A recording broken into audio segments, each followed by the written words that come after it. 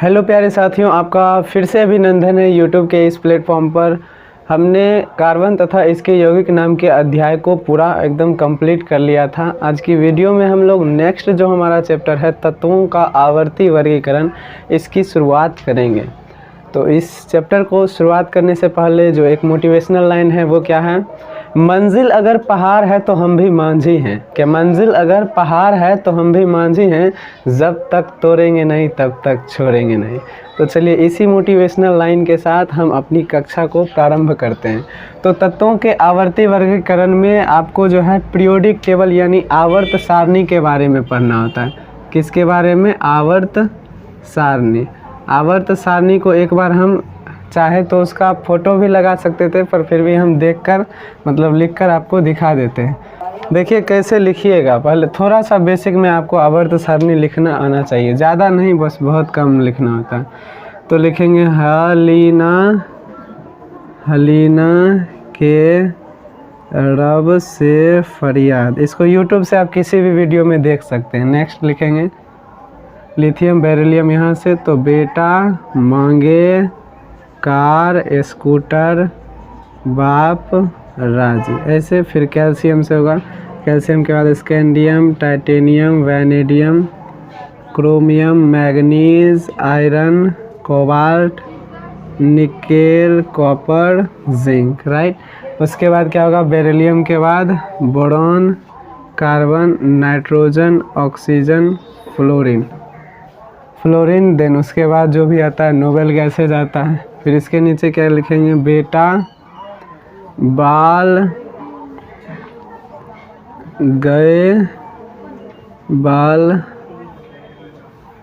गए इंडिया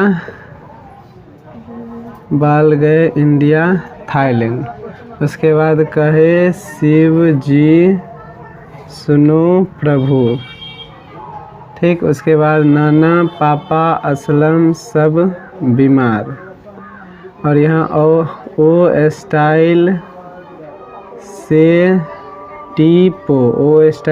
उसके बाद फ्लोरीन क्लोरीन ब्रोमीन और आयोडीन, और एक आता है एस्टेटिन। तो इस तरह से होता है। बाकी यहाँ पर भी कुछ तत्व होंगे, और यहाँ पर होता है लेंथेनाइड, और यहाँ पर होता है एक्टिनाइड। तो ये भी हो जाता है। तो जो लेंथेनाइड और एक्टिनाइड होता है, इसी को नीचे हम लोग लिखते हैं इस तरह से। और ये क्या होता है? इसमें कितने टोटल होते हैं? 14 वर्ग इसमें भी होते हैं, और नीचे भी 14 वर्ग होते हैं। तो एक्चुअली इसमें जो है, इसको अगर हम सजाएं तो किस प्रकार होता है? आप YouTube से कोई भी रैंडम वीडियो उठाइएगा ना, तो ये वाला ट्रिक से याद करवा देता है। तो ज़्यादा याद नहीं करना है। क्लास 10th में अगर नहीं भी याद है तो भी काम चल जाएगा, पर थोड़ा बहुत अगर याद है तो अच्छी बात है। बिना लोड और प्रेशर के साथ पढ़िए।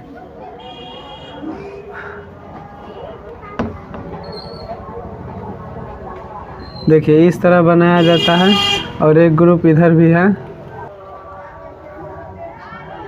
इधर आ जाएगा हीलियम नियन आर्गन क्रिप्टन जेनन और रेडन। तो 6 इधर भी हो जाएगा। अब देखिए यही हमारा जो होता है वो आवर्त सारणी होता है। क्या होता है? आवर्त सारणी। अब आवर्त सारणी में यहाँ ये हो गया पहला वर्ग। वर्ग का मतलब ऊपर से नीचे ये वाला जो है, जिसमें ये क्या है? वर्ग पहला है। इसमें जितने भी तत्व आएंगे सबके क्या होंगे? एक समान गुणधर्म होंगे। किसी एक वर्ग में आने वाले तत्वों के गुण समान होते हैं। तो ये पहला वर्ग हो जाएगा, ये दूसरा वर्ग, ये हो जाएगा तीसरा वर्ग, ये चौथा, ये पाँचवा, छठा, सातवां, आठवां, 9वां, 10वां, 11वां, 12वां। फिर ये 13वां, ये 14वां, 15वां, 16वां, 17वां और 18वां। 18वां को हम लोग 0 वर्ग भी बोलते हैं। देखो, तो आपको क्या ध्यान में रखना है कि 18वां जो वर्ग है इसमें अक्रिय गैसों को रखा गया है। किसको? अक्रिय गैसों को रखा गया है। अक्रिय गैस की संख्या कितनी है? 6। कौन कौन सा? Helium neon argon krypton xenon and radon. इसको आपको ध्यान रखना है। पहला और दूसरा वर्ग जो है इसको हम लोग एस ब्लॉक बोलते हैं। क्या बोलते हैं? एस ब्लॉक के तक। देन उसके बाद 3 से लेकर 12 तक ये जो है इसको हम लोग डी ब्लॉक बोलते हैं। फिर 13 से लेकर जो 18 तक है इसको हम लोग क्या बोलते हैं, पी ब्लॉक बोलते हैं, पी ब्लॉक। और नीचे ये जो है एक्टिनॉइड और लेंथेनॉइड और एक्टिनॉइड, इसको लिख देते हैं। ये क्या है, लेंथेनाइड, लेंथेनाइड और एक्टिनाइड, एक्टिनाइड। लेंथेनाइड और एक्टिनाइड दोनों किस ग्रुप में ही है, इसको हम लोग बोलते हैं एफ ब्लॉक के तत्व। क्या बोलते हैं, एफ ब्लॉक। अब S block, B, P block, ये सब क्या होता है, ये सब इलेक्ट्रॉनिक विन्यास का भाग है जो कि आपको क्या क्लास 11th में पढ़ना होता है। तो हमने क्या देखा, तो हमने जो अभी बनाया आवर्त सारणी, इस आवर्त सारणी में कितने वर्ग हैं, तो 1 2 वर्ग का मतलब ऊपर से ये खंभा जो है, यानी इसको क्या बोल सकते हैं, उदग्र। तो उदग्र कितने हैं, उदग्र स्तंभ कितने हैं, 18, यानी 18 वर्ग हैं हमारे। और नीचे देखिए 1 2 3 4 5 6 7 आवर्त कितने हो जाएंगे, आवर्त को क्या बोलते हैं, क्षैतिज। तो क्षैतिज कितने हो जाएंगे, क्षैतिज 7 आवर्त हो जाएंगे। ये दोनों भी इसी में है, लेंथेनाइड एक्टिनाइड, लेंथेनाइड और एक्टिनाइड। पूछेगा लेंथेनाइड में कितने तत्व, तो 14, एक्टिनाइड में भी 14। ये दोनों किस ब्लॉक में आएंगे, तो ये दोनों एफ ब्लॉक में आएंगे, ये दोनों आएंगे एस ब्लॉक में, यहाँ से यहाँ तक ये आएगा डी ब्लॉक में, और ये आएगा सब पी ब्लॉक में। तो ये भी आपको क्या करना है, ध्यान में रखना है। थोड़ा सा इसको याद कर लीजिएगा। पहला क्या है, हेलिना की रब से फरियाद, बेटा मांगे कार स्कूटर, बाप राजी, इसको यानी एस ब्लॉक को याद कर लीजिएगा। इसको बाल गए इंडिया थाईलैंड, ये कहे शिवजी सुनो प्रभु उससे, और नाना पापा असलम सब बीमार, ओ स्टाइल से टीपो, फ्लोरीन क्लोरीन ब्रोमीन आयोडीन, और उसके बाद हीलियम नियन आर्गन क्रिप्टन जेनन रेडन। ये 18वां वर्ग है, इसी को जीरो ग्रुप भी कहा जाता है, यानी जीरो वर्ग भी कहा जाता है।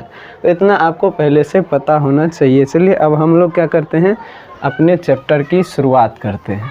अब चैप्टर की शुरुआत करेंगे तो आपको पता है तत्व कितने हैं टोटल, अभी तक जो खोजे गए हैं टोटल 118 तत्व हैं। तो 118 जो तत्व हैं अब देखिए एक एक तत्वों का अध्ययन करना काफ़ी मुश्किल हो जाता है, इसलिए हम लोग क्या करते हैं, समान गुण वाले तत्वों का एक वर्ग बनाते हैं, और इस तरह से जितने भी तत्व हैं उसका अलग अलग वर्ग बनता है, और उस वर्ग को मिलाकर एक आवर्त सारणी बनाते हैं, यानी वर्गों का एक अलग अलग वर्ग बनाते हैं। इस प्रक्रिया को वर्गीकरण कहा जाता है। वर्गीकरण से तत्वों की जो स्टडी है, जो अध्ययन है, वो आसान हो जाता है। तो क्या कहेंगे, तत्वों के गुणों में समानता वाले तत्वों को अलग अलग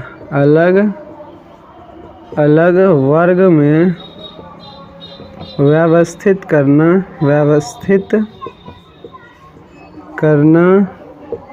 क्या कहलाता है, वर्गीकरण कहलाता है।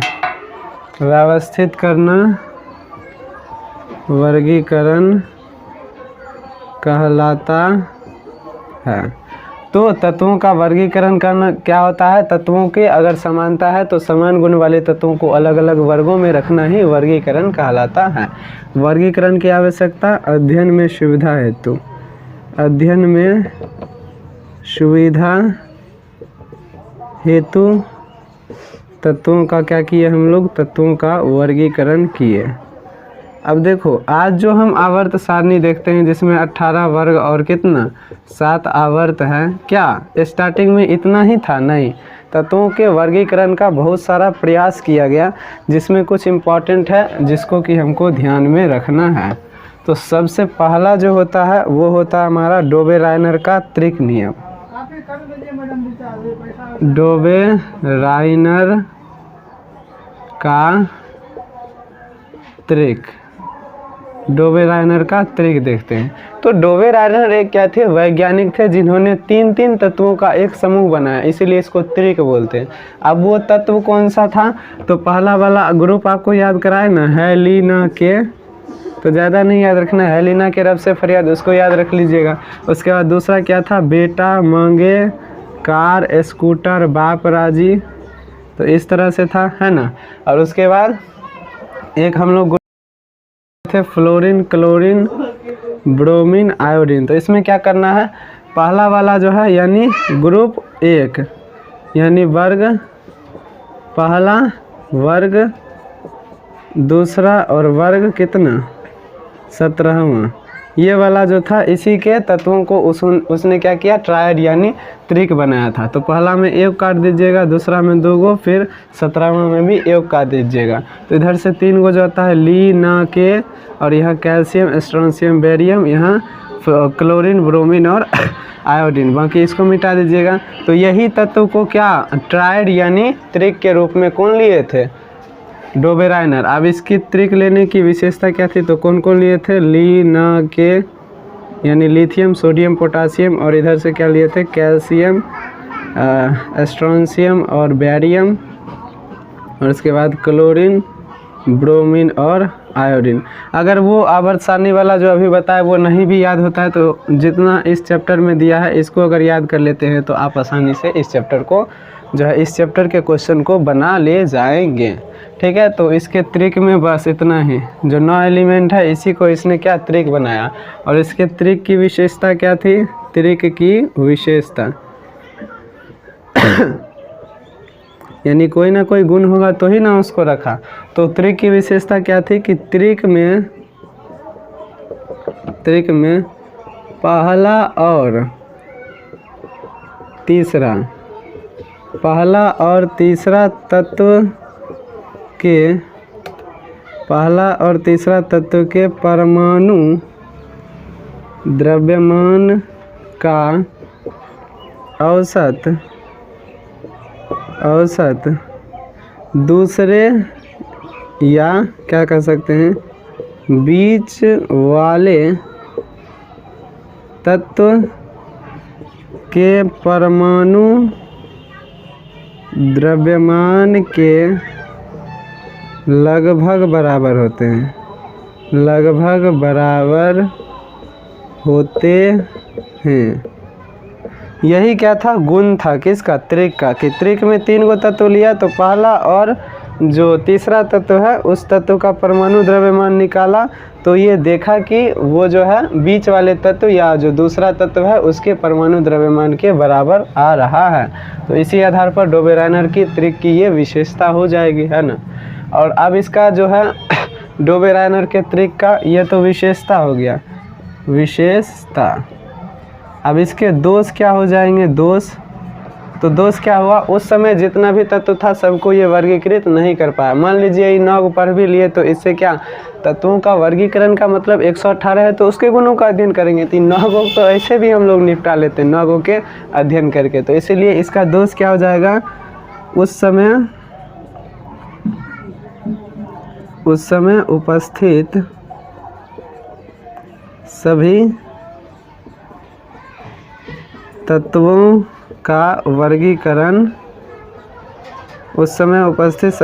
का वर्गीकरण नहीं कर पाए।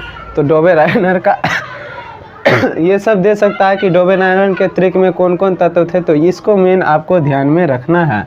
बस इतना याद रख लें, लीना के कार स्कूटर बाप और उसके बाद क्लोरीन ब्रोमीन आयोडीन, इतना ध्यान में रख लीजिएगा। और ये पहला हो गया त्रिक, डोबेराइनर का त्रिक, जिसकी विशेषता ये हो गई और दोष ये हो गया। नेक्स्ट अब हम लोग देखते हैं न्यूलैंड्स का अष्टक नियम।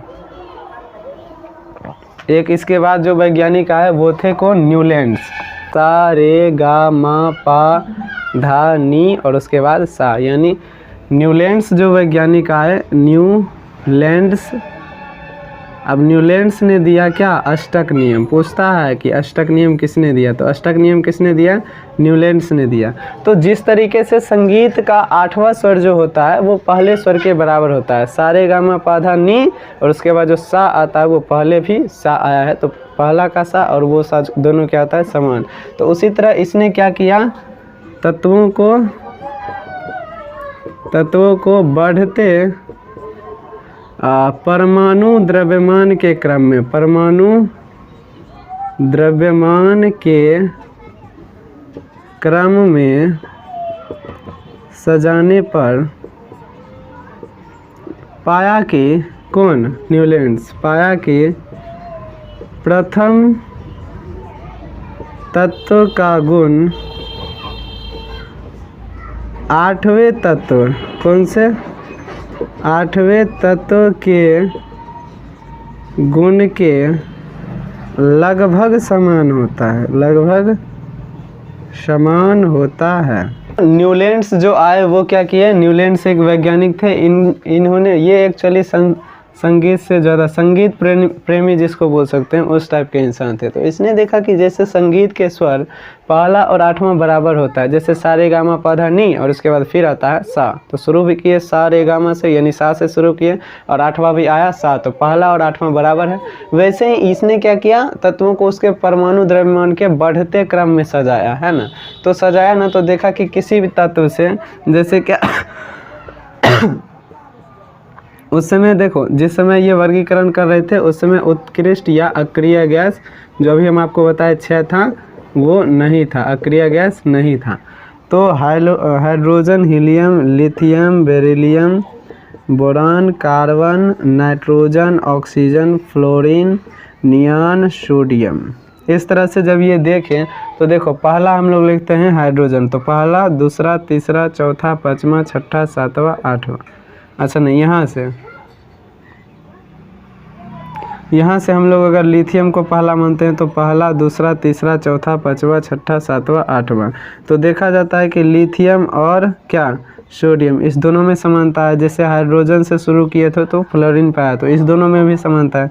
देखो हाइड्रोजन और फ्लोरीन में क्या समानता है, दोनों की संयोजकता, दोनों ही क्या है, अधातु है। तो एक समानता तो ये हो गई कि दोनों क्या होता है, अधातु होता है। वैसे ही अगर लिथियम और सोडियम में समानता देखिएगा, लिथियम और सोडियम में समानता, तो लिथियम और सोडियम दोनों क्या है, धातु है। तो धातु के तो बहुत सारे गुण समान होते हैं ना, धातुई चमक वगैरह, जो भी हम धातु और अधातु चैप्टर में डिस्कस कर चुके हैं, तो वो वाला हो जाएगा यहाँ पर।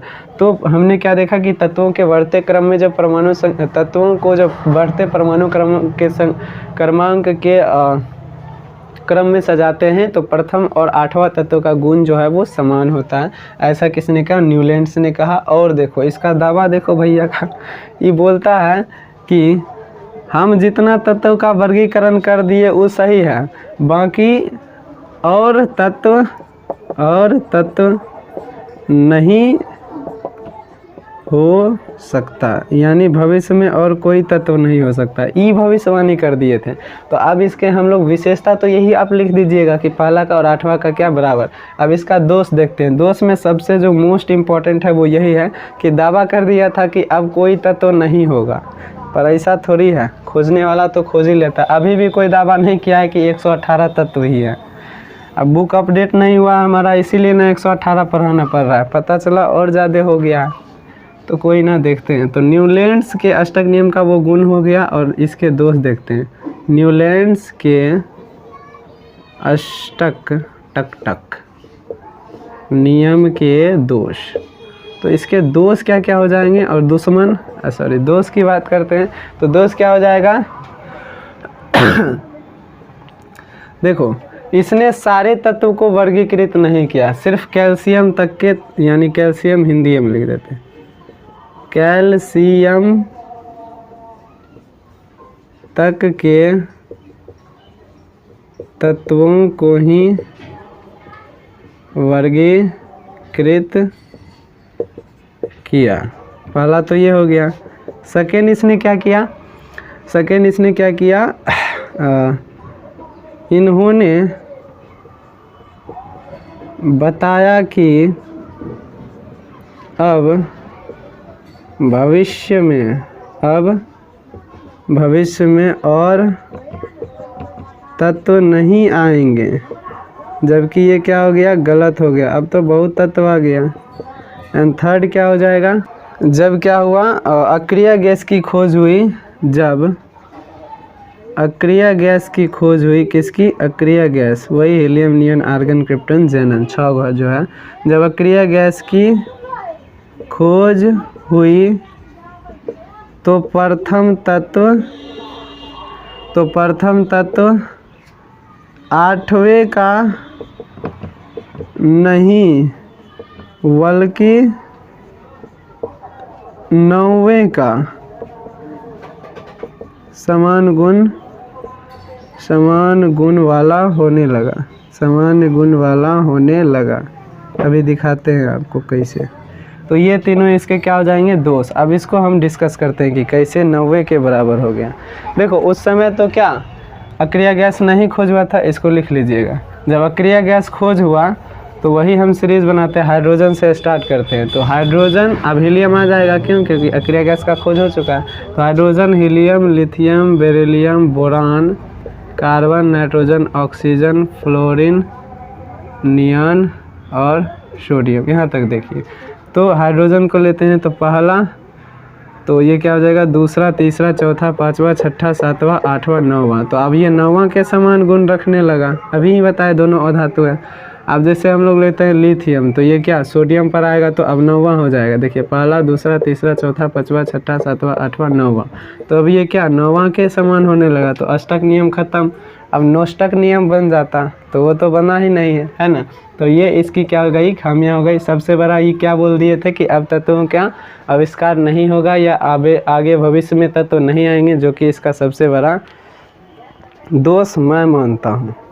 उतना भी दावा नहीं करना था बेचारे को, अब कर दिए तो क्या कीजिएगा। 3 को दिखा दिए। चौथा इसका क्या दोष है, देखो लोहा, कोबाल्ट और निकेल। फिकोनी से याद रखिए, फिकोनी क्या, तो इसके गुणों में, इसके जो गुण हैं वो समान हैं, परंतु इसको अलग अलग रखा गया। और वहीं पर फ्लोरीन और क्लोरीन को एक साथ रखा गया, जिसके गुण क्या थे, असमान थे। जैसे देखिए लोहा, कोबाल्ट और निकेल तीनों धातु है तो बहुत सारा गुण इसका समान होगा, क्योंकि धातु तीनों में क्या होगा, चमक होगा, तीनों ही विद्युत का सुचालक होगा, इस तरह के गुण होंगे इसमें। तो बहुत सारा गुण समान। अब इसमें देखो फ्लोरीन और क्लोरीन में क्या अंतर है। फ्लोरीन सर्वाधिक यानी सबसे ज़्यादा विद्युत ऋणात्मक तत्व होता है,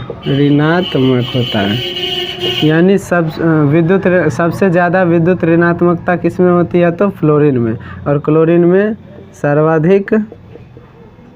सर्वाधिक इलेक्ट्रॉन बंधुता होता है। ये रेलवे और SSC में पूछता है, इलेक्ट्रॉन बंधुता होता है, पर आपको अभी ही बता दिए। तो देखो इस दोनों के गुण में क्या एक अंतर हो गया। अब देखो दोनों समान भी है, पर हमको क्या है, इसके अकॉर्डिंग चलना है, किताब के अकॉर्डिंग। तो किताब क्या कहता है कि इस दोनों के गुण में अंतर होगा। ये नहीं बताया कि कौन अंतर, हम ये भी बता देते हैं। और इम्पोर्टेंट भी है कि सर्वाधिक विद्युत ऋणात्मकता किसकी होती है, या प्रबल ऑक्सीकारक कौन होता है, तो फ्लोरीन। तो इसका गुण अलग हो गया। और सर्वाधिक इलेक्ट्रॉन बंधुता किसका है, तो ये क्लोरीन का, तो इसका भी गुण अलग हो गया। तो ये दोनों ही क्या हो गए, अलग अलग गुण वाले हो गए, यानी इसका क्या गुण असमान है, फिर भी इसको एक साथ रखा गया। तो ये भी था हमारे सिलेबस में, किताब में। नेक्स्ट अब हम लोग देखते हैं मेंडलीव का आवर्त सारणी। अब मज़ा आएगा, बहुत मज़ा आएगा। अभी तक आपने आवर्ती गुण नहीं देखा, अब आपको आवर्ती गुण देखने को मिलेगा। चलिए अब हम लोग मेंडलीव के आवर्त सारणी को समझते हैं। तो इसके लिए आपको समझना होगा आवर्ती गुण। आवर्ती गुण का मतलब है एक ऐसा गुण जो समान अंतराल आने पर रिपीट करे। देखो रिपीट तो वो सब का भी गुण कर रहा था, तो वो बोल देता था कि प्रथम मतलब 8वां तत्व रिपीट। अभी जैसे प्रथम तत्व है तो इसका 8वां तत्व से गुण मैच करेगा, 9वां तत्व से गुण मैच करेगा। इसने ये नहीं कहा कि 8वां या 9वां, इसने कहा एक समान अंतराल आएगा और उसके बाद मैच करेगा। अब तुम 8वां लो कि 9वां लो, एक तो ये दिमाग लगा दिए थे। तो क्या मेंडलीव साहब जब आए तो मेंडलीव ने बताया कि तत्वों को अगर परमाणु क्रमांक के बढ़ते क्रम में, परमाणु क्रमांक बोल रहे सॉरी, परमाणु संख्या परमाणु द्रव्यमान। तो मेंडलीव साहब जब आए तो इन्होंने बताया कि तत्वों को जो परमाणु द्रव्यमान के बढ़ते क्रम में ले जाएंगे ना, तो तत्वों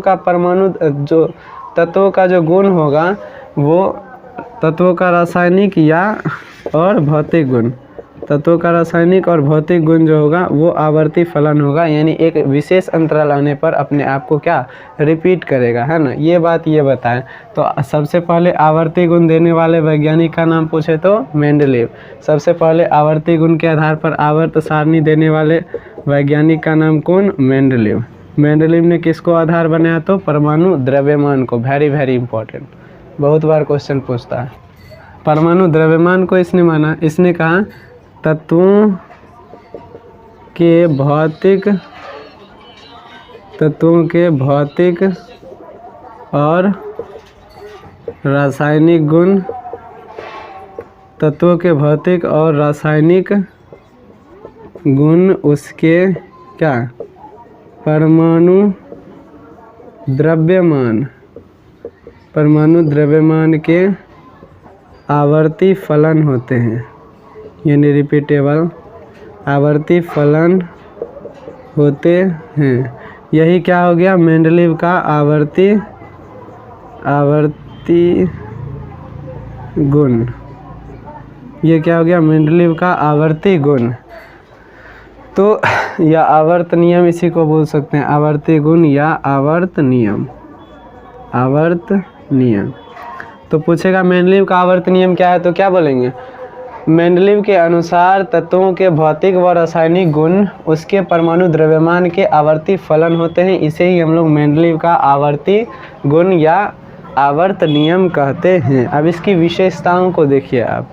तो विशेषताओं में क्या होगा? इसने क्या किया, जितना जैसे न्यूटलैंड्स क्या किया, जितना भी तत्व था उसका वर्गीकरण नहीं कर पाया, कैल्शियम तक ही किया। इसने क्या किया? इसकी विशेषताओं को देखिए। विशेषताएं, तो विशेषता में सबसे पहला क्या होगा? उस समय उपस्थित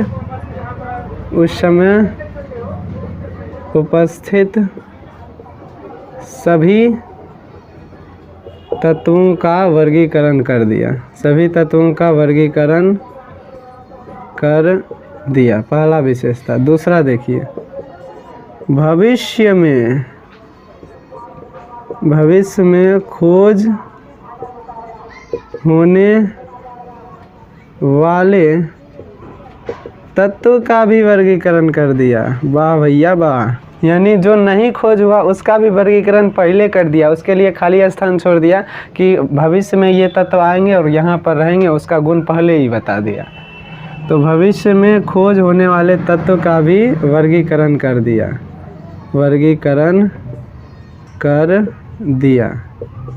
पूछेगा कौन कौन, तो इसके लिए एक इसने दिया इका बोरोन, इका एल्युमिनियम, इका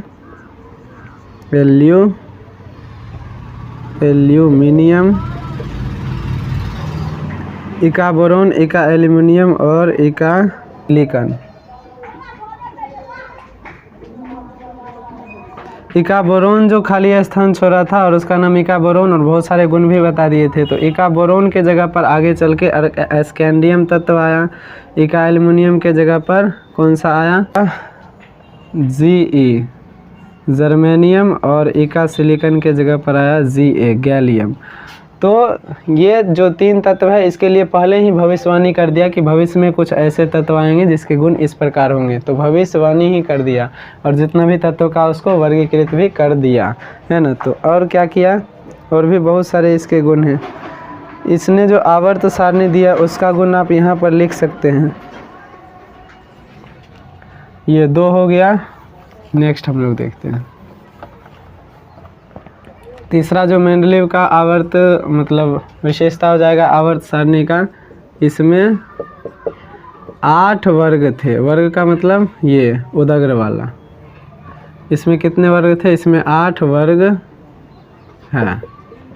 और चौथा क्या हो जाएगा? इसमें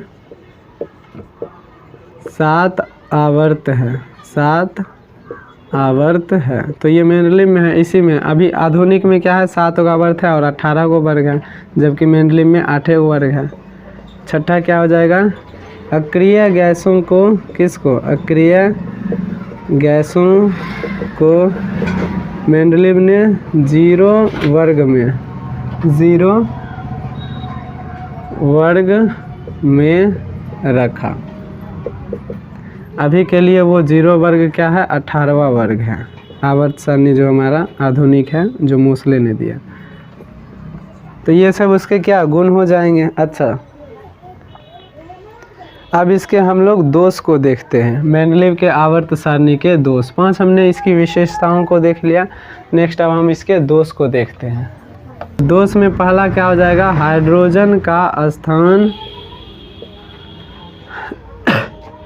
फिक्स नहीं हुआ, फिक्स नहीं हुआ, ठीक है ना। दूसरा इनका दोष क्या हो जाएगा, 8वें वर्ग में 3 तत्वों को एक साथ रख दिया, 3 तत्वों को एक साथ रख दिया। जैसे एक वर्ग उदाहरण दे दीजिएगा, फीकोनी, वही क्या, लोहा, कोबाल्ट और निकेल। न्यूलैंड्स में बताया ना कि इसके गुण एक समान है फिर भी अलग रखा, और फ्लोरीन क्लोरीन के गुण समान भी है फिर भी असमान भी है, फिर भी उसको एक साथ रखा, तो वही वाला है। तो एक ये उदाहरण दे दीजिएगा, जैसे लोहा, कोबाल्ट और निकेल तीनों को एक ही वर्ग में रखा, 8वां वर्ग में। नेक्स्ट थर्ड जो हम लोग देखते हैं वो क्या हो जाएगा, समस्थानिक का स्थान नहीं दे पाया। क्यों नहीं दे पाया, समस्थानिक क्या होते हैं, जैसे देखो तीनों हाइड्रोजन एक ही तत्व के परमाणु समस्थानिक होते हैं, जिसके क्या भार जिसका अलग अलग हो या परमाणु द्रव्यमान अलग अलग हो। जैसे ये तीनों क्या है, हाइड्रोजन ही है, इसका अगर परमाणु भार द्रव्यमान 2, इसका 3 और इसका 1 है, या 1 2 3 क्रम से कर लेते हैं, 1 2 3। तो देखो सबका परमाणु संख्या क्या है, एक समान है, परमाणु संख्या एक ही है, जबकि परमाणु द्रव्यमान सबका अलग अलग है। तो ऐसे तत्व जिसके परमाणु संख्या एक समान हो और परमाणु द्रव्यमान अलग अलग हो, उसको समस्थानिक कहते हैं। तो इसको परमाणु द्रव्यमान के बढ़ते क्रम में सजाएंगे तो हाइड्रोजन ही 1 वाला पहले आएगा, फिर 2 वाला, फिर 3 वाला। तो इससे क्या होगा, इसका स्थान तो 3 जगह होना चाहिए और इसका स्थान ये नहीं दे पाए, क्योंकि परमाणु अगर एक ही तत्व का परमाणु है तो उसका गुण एक समान है, अलग अलग रखेंगे तो उसका गुण मतलब इसलिए ये माना जाएगा कि अलग गुण वाले हैं, इसलिए अलग रखा गया, तो उसको स्थान ये नहीं दे पाए। कौन, मेंडलीव। अब मेंडलीव ने क्या किया, जो हमारा क्या है आर्गन है, आर्गन का परमाणु द्रव्यमान कितना होता है, 40, और जो हमारा पोटासियम है के, इसका परमाणु द्रव्यमान कितना होता है, 39। तो ये बढ़ते क्रम में जब सजा रहे थे तो आर्गन को बाद में रखना था, पोटासियम को पहले, क्योंकि पोटासियम का परमाणु द्रव्यमान कम है, लेकिन इसने आर्गन को पहले और इसको पहले रख दिया और इसको क्या बाद में रख दिया, जो कि इन्हीं के गुण का विरोधाभास करता है। कि आप जब कहते हैं कि परमाणु द्रव्यमान के बढ़ते क्रम में सजाएंगे तो यहाँ उल्टा क्यों कर दिया, तो ये बोले गुणों में समानता है इसलिए ऐसा कर दिए। तो आप गुणों में समानता के लिए कर दिए, लेकिन आपने अपने ही जो मेथड को फॉलो किया था उसी को गलत साबित कर दिया। तो चलिए ये सब इसके क्या दोष हो जाएंगे। सबसे अच्छा जो आवर्त सारणी दिया अभी तक वो मेंडलीव ही दिया था। अब जो हमारा आता है वो आता है आधुनिक आवर्त सारणी, जिसको हम लोग अभी बनाए भी थे। आधुनिक आवर्त सारणी किसने दिया, तो मोसले ने। अब मोसले ने भी दिया, तो देखो मोसले एक्चुअली किया क्या, कोई भी हमारा जो तत्व है ना, इस पर इसने क्या किया, कैथोड किरण को प्रभावित किया, कैथोड किरण। तो देखा कि ये तत्व जो है ये कौन सा एक अलग तरह का किरण दे रहा है, जिसको एक्स किरण नाम दिया गया है ना। मोसले ने क्या किया, किसी भी तत्व को लिया बारी बारी से और उस पर कैथोड किरण की बमबारिंग कराया। तो देखा कि तत्व से एक विशेष प्रकार का किरण निकल रहा है, जो कि क्या है, एक्स किरण।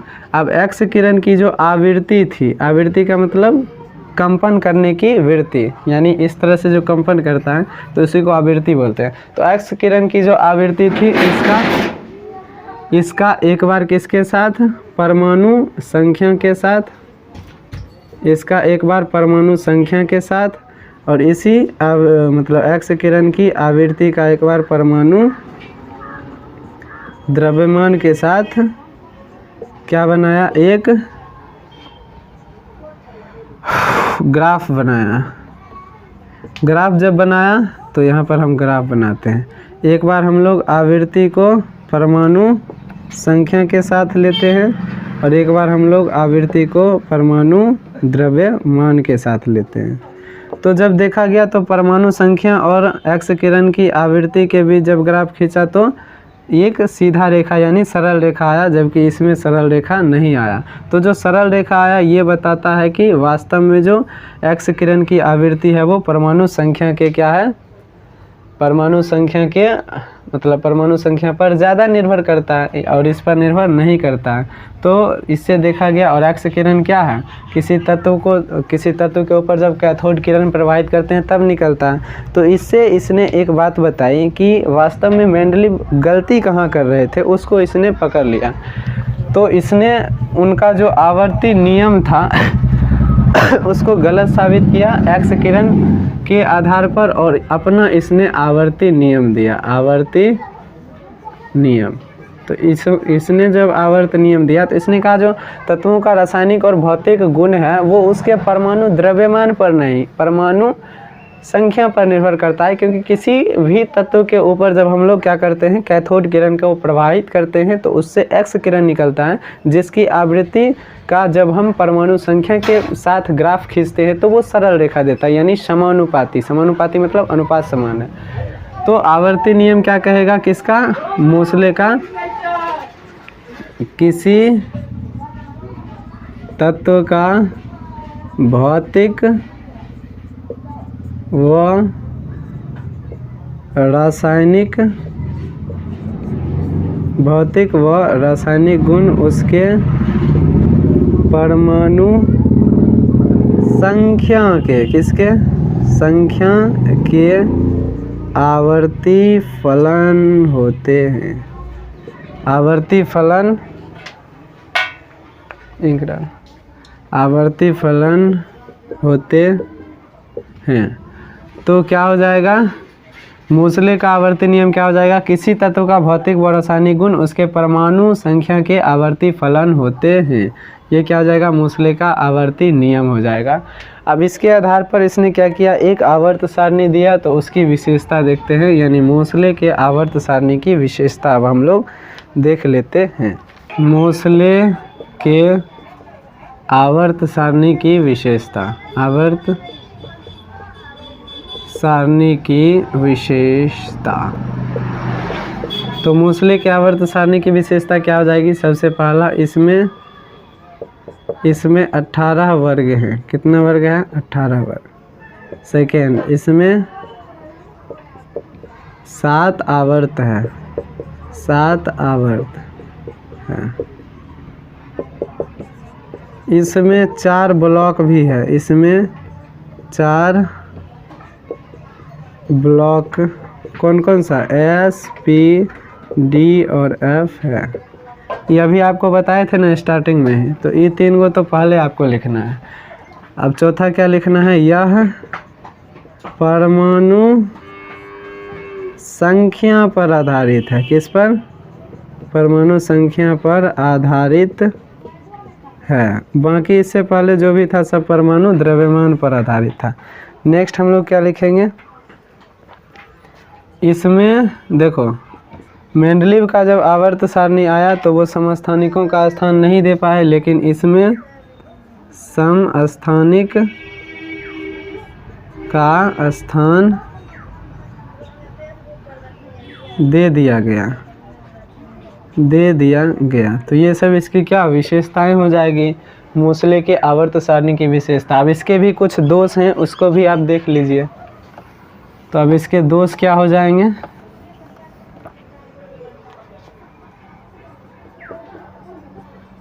मोसले के आवर्त सारणी के दोष। तो मुख्य रूप से इसके 2 दोष हैं, जिसको देख लीजिए। पहला क्या, हाइड्रोजन का स्थान यहाँ भी फिक्स नहीं कर पाया। हाइड्रोजन का स्थान फिक्स नहीं हो पाया।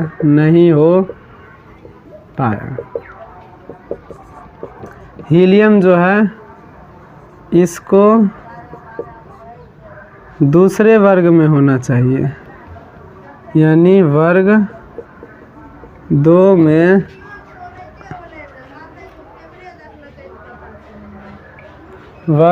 में होना चाहिए, जबकि गुणों में समानता को देखते